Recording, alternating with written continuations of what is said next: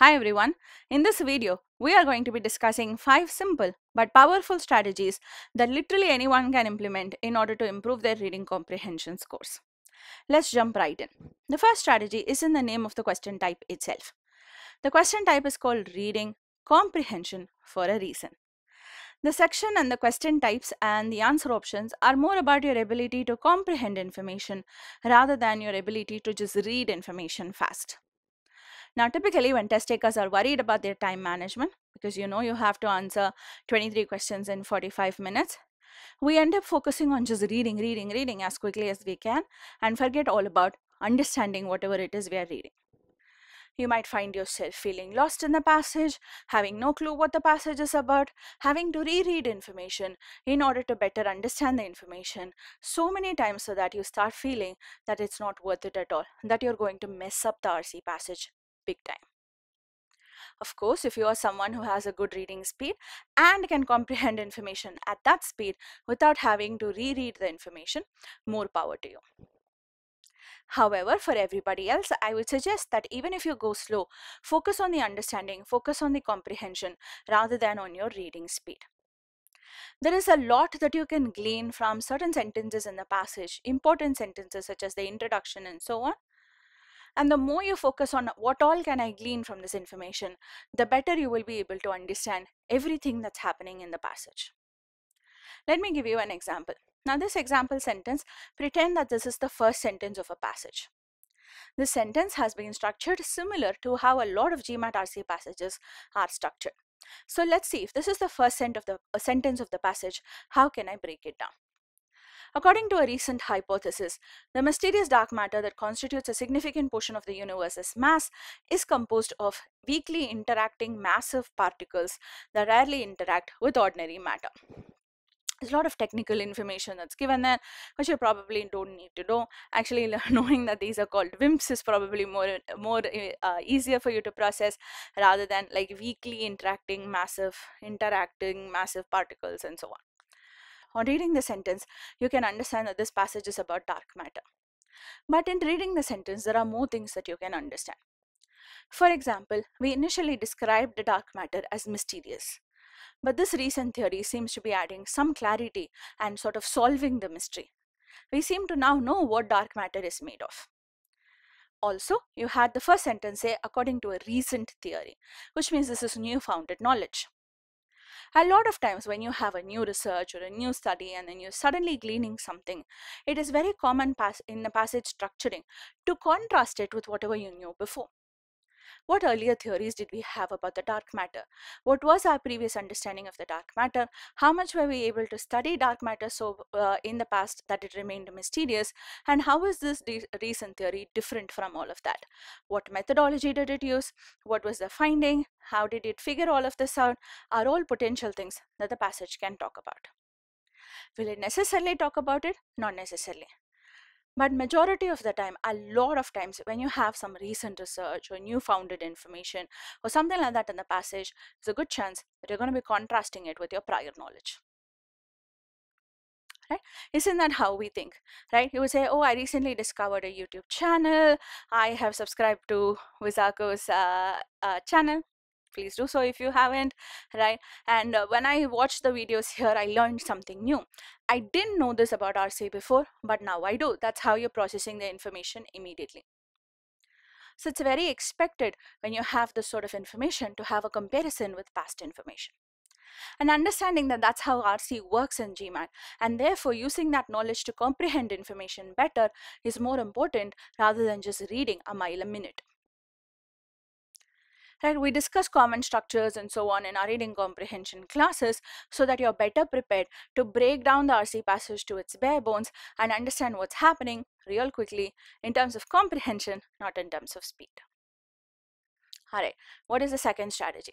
The second one I want to reiterate is that you take notes in order to maximize your understanding. It has been scientifically proven that if you write as you read information, your brain actually processes that information better. So note taking is an excellent way to keep track of whatever you are processing on the passage. Of course, your note taking shouldn't look like this, where the person is just looking down at their notes and writing it down. Now that means that you finish reading the passage and then you're spending extra time on note taking. I would not recommend that in the GMAT for sure, because you don't have those minutes to spare. However, your note taking is not a journal that you're keeping with nice flowery handwriting and so on. Who cares how neat your notes are, because only you need it and only for the next few minutes. So the way to take notes is not to look down at what you are writing and write in neat straight lines, but to actually read the passage, keep track of what you're reading on the passage, eyes on the screen, and then your hand on the scratch pad, just keeping track of whatever it is that you're processing. When you keep your note taking simultaneous to your reading, it aids in your understanding of the passage, and understanding is the name of this game. The third thing I want to talk about is that you understand strategies for the question types as well. So it's not just about comprehending the passage, it's also about comprehending exactly what each question type is asking you for. There are set question types that are asked, and each question type has things that you need to look for in the correct answer and traps that you need to avoid in the incorrect answers. So this is not passage specific, this is for reading comprehension as a whole. For example, in our classes when we're doing inference questions, we have developed a flow chart that we use in terms of discussing what are the steps in the inferencing process, what should the correct answers satisfy, and what are all the different ways in which you can arrive at the incorrect answers. So every time you have an inference question, you just need to apply the flowchart thought process and you will be able to answer your questions accurately. You will also not fall for some of the typical traps that the GMAT is famous for, or should I say infamous for. So learn your strategies. Think of it as applying formulae for different question types within reading comprehension. Don't just approach the passage as answering by gut instinct. All right, what's point number 4? Matching words is one of the most go-to options that people have, especially when they think they don't understand the passage. If an answer option has certain words that are there in the passage, even if they don't understand it, they'll be like, oh, the word is this one says something about wimps, this one says something about wimps, so maybe this option is the correct one for this passage, without actually processing what's happening. Please don't match words when it comes to the answer options. Read them completely.